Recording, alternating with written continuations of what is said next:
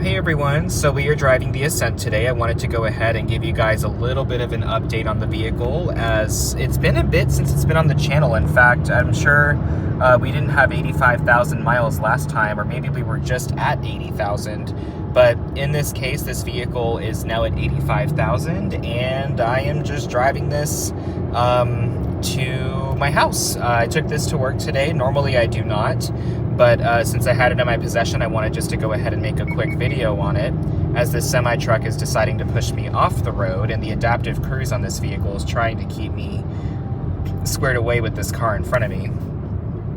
So I am going to go ahead and go around. Hang on. And turbo! So part of the reason why I actually took this vehicle today was because the transmission was acting a little funky.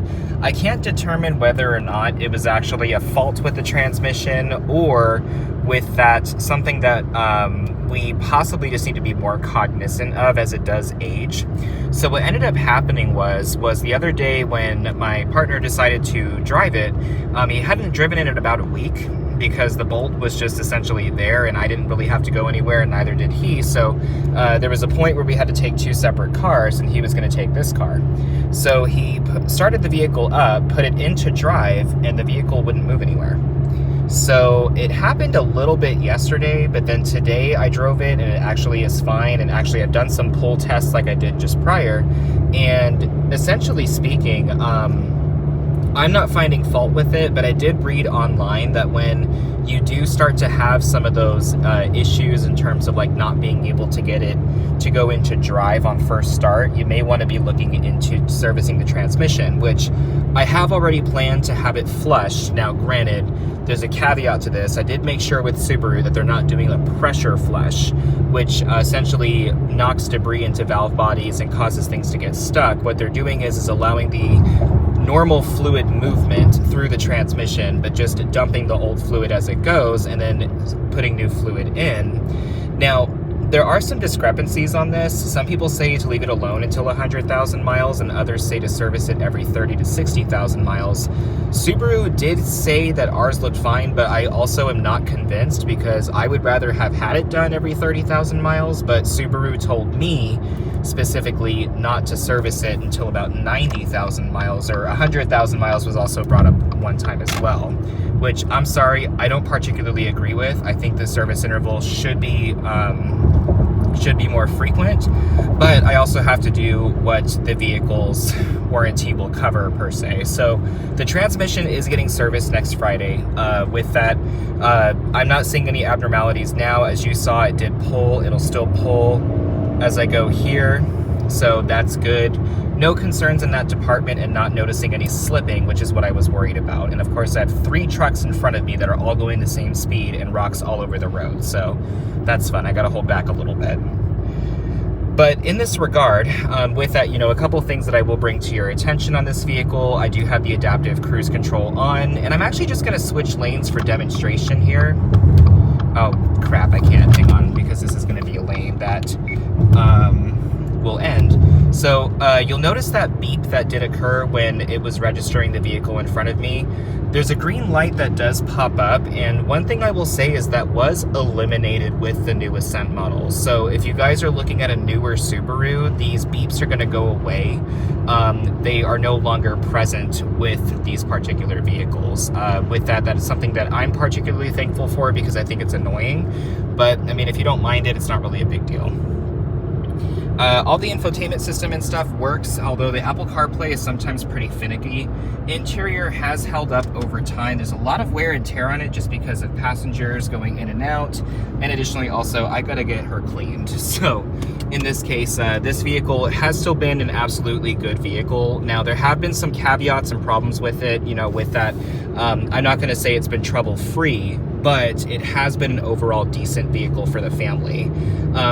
Troubles I've had with it are more the suspension. The suspension on the right side did break a couple times. The first time they didn't repair it correctly. The second time they did, but it was the same exact problem. The strut had failed. So that was replaced, and then additionally also early into the car's life, the oil pump seal had to be replaced. and that required actually disassembling big portions of the engine in order to get this accomplished. So the car did have issues early on in its life, but since then, no concerns have arisen, at least, you know, not yet. But with that, my big thing right now is actually making sure this transmission holds up, because CVTs, although it is Subaru and chain driven, and the high torque CVTs after the software update were fine, I still would like to keep this car, you know, as long as possible. So the CVT flush is next, and I'll do a video on how the vehicle drives after that specific maintenance item is completed. Otherwise, though, I mean, it's a very comfortable vehicle to drive. I do enjoy taking it on trips. One thing I will say, though, is I actually prefer not to drive if I am in this vehicle, because I do kind of like being the passenger princess in a bigger car. But in this case, I mean, you know, it still drives nicely. I drove it actually to Texas, and the vehicle did phenomenally. So this car is really comfortable, I will say. And also, if you are nice to it, it will be nice to you in terms of gas mileage. But I will say, whatever you put into the car, it will take. So if you decide to drive harsh, you're not going to see great mileage. Moving over lanes, you'll see that beep occurred, and then we're going to catch up with this car in front of us. And the vehicle will recognize it and then adjust speed accordingly. So I'll show you guys how that is right now.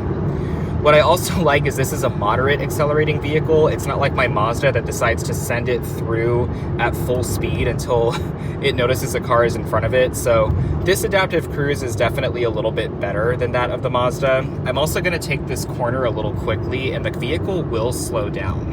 So I do like that. It will notice that it's going around a bend, and it will slow down accordingly to avoid you essentially spinning out per se. So it may recognize the vehicle in front of me. Let's see. Oh, no, that's just me being stupid and not keeping my lane. Hang on, I think we're getting there. People should start slowing down. Dang. When the speed limit is 55, but like, LOL, everybody's going 70, which I actually need to slow down because at my, what was it called? Last thing I want is to get pulled over doing a demonstration. So, slowing down to 55 here, it is a must. I'm sorry, there are a lot of cops that are actually out here. So, with that, vehicle adjusts speed accordingly, does a very good job. Also, too, getting behind this car, it'll show you. Now it's adjusting to the speed, and now that green light is present. So yeah, folks, with that, I'll let you guys know how things are ultimately going with it. I mean, this is kind of like a sort of review of the past 4 years that we've had this car. Actually now, yeah, 4 years. And honestly, I'm kind of glad we got it.